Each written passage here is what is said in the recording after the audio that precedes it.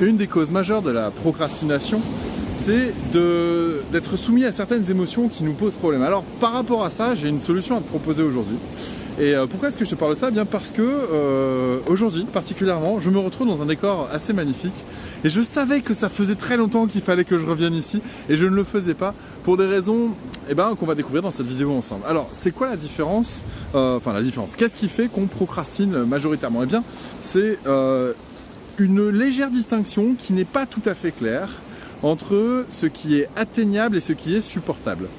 On souhaiterait atteindre un résultat avec un souci de perfection, très souvent d'ailleurs chez les gens qui procrastinent, et puis on se sent difficilement capable de l'atteindre. Donc qu'est-ce qu'on va faire?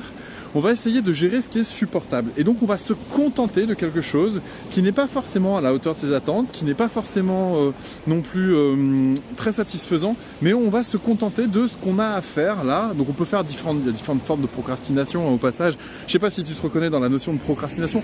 Ça veut dire quoi déjà procrastiner? Ça veut dire remettre à plus tard ce qu'on pourrait faire maintenant, parce qu'il y a au fond de soi une émotion, et on en reparlera en fin de vidéo, une émotion qui nous empêche de continuer à avancer. Alors, cette logique entre la différence entre ce qui est atteignable et ce qui est supportable, eh bien c'est la chose suivante. On voudrait atteindre un résultat, mais comme on a peur de ne pas en être capable, l'émotion, eh bien on va supporter quelque chose qui est acceptable, c'est à peu près ok, on va se dire boah ça passe quoi.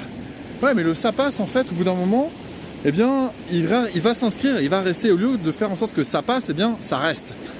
Et c'est ça le problème dans la procrastination, c'est qu'on finit par rester enfermé dans ses propres schémas. Alors, pour pouvoir sortir de ces schémas-là, ce que je te propose de faire, eh bien, c'est de faire la distinction justement entre cette notion de ce qui est acceptable et de ce qui est atteignable. On peut atteindre des tas de choses. Simplement, si on se met la barre trop haute, eh bien, on ne peut pas l'atteindre d'un seul coup. Et c'est ça qu'il nous faut la trouver, c'est qu'on aimerait être capable de l'atteindre beaucoup plus rapidement que ça.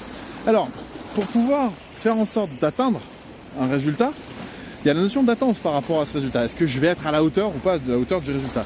Si on décompose cette hauteur du résultat en différentes petites étapes, différentes petites marches, eh bien on s'aperçoit qu'il y a des choses qui sont tout à fait atteignables sans forcément qu'il y ait trop à supporter. Et puis cette notion de supportable, je vais la développer tout de suite aussi parce qu'elle est vraiment fondamentale dans l'histoire. Quand on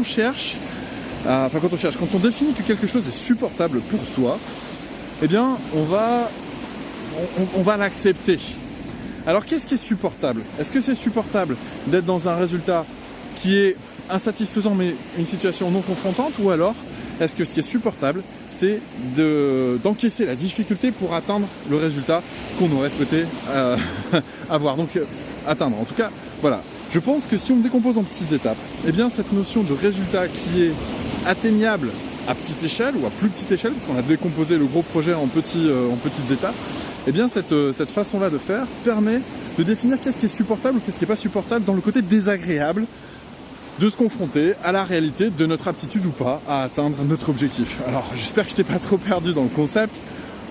En gros, tout ça pour dire que ce qui fait en sorte qu'on n'arrive pas en général à passer à l'action et qu'on procrastine, ou alors qu'on fait ça existe aussi de la procrastination active, c'est-à-dire on va se noyer dans un verre d'eau comme on dit communément, on va faire des tas de choses mais ça correspond pas forcément à ce qu'on a besoin de faire, comme par exemple, je sais pas, on va faire son ménage, on va faire ses courses parce qu'on sait qu'il faut qu'on révise son partiel, ou alors on va promener le chien du voisin, ou aider un copain ou une copine qui nous a demandé un coup de main parce qu'elle va pas, mais ça nous évite de nous confronter au fait de devoir finir son dossier ou de vouloir demander un rendez-vous à son boss pour une augmentation. Bref, on a toujours des stratégies d'évitement qui sont fantastiques, incroyables, extraordinaires même pour la plupart.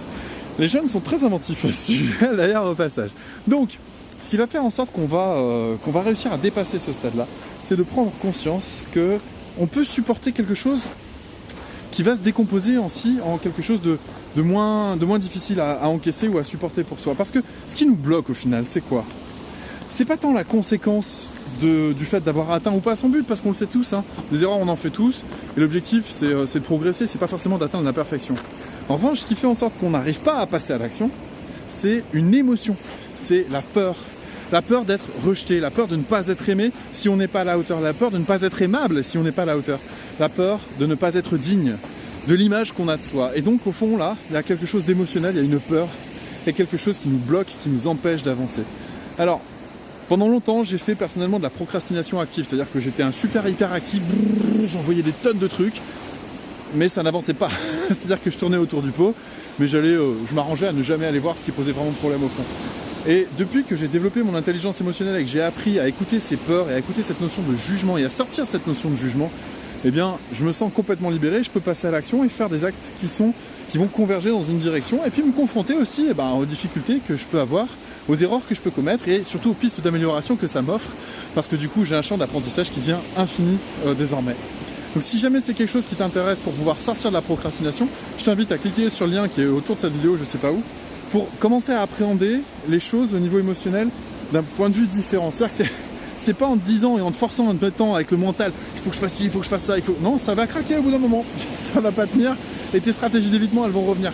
Ce qui est intéressant pour pouvoir dépasser ce problème-là, c'est de résoudre ces peurs qui sont au fond de toi et de résoudre cette notion d'émotion qui t'empêche d'avancer. C'est à mon sens en tout cas. Voilà. Après on a le droit de pas être d'accord ou d'être d'accord, hein. D'ailleurs n'hésite pas à mettre des commentaires, n'hésite pas non plus à partager cette vidéo si jamais tu connais des gens qui procrastinent aussi.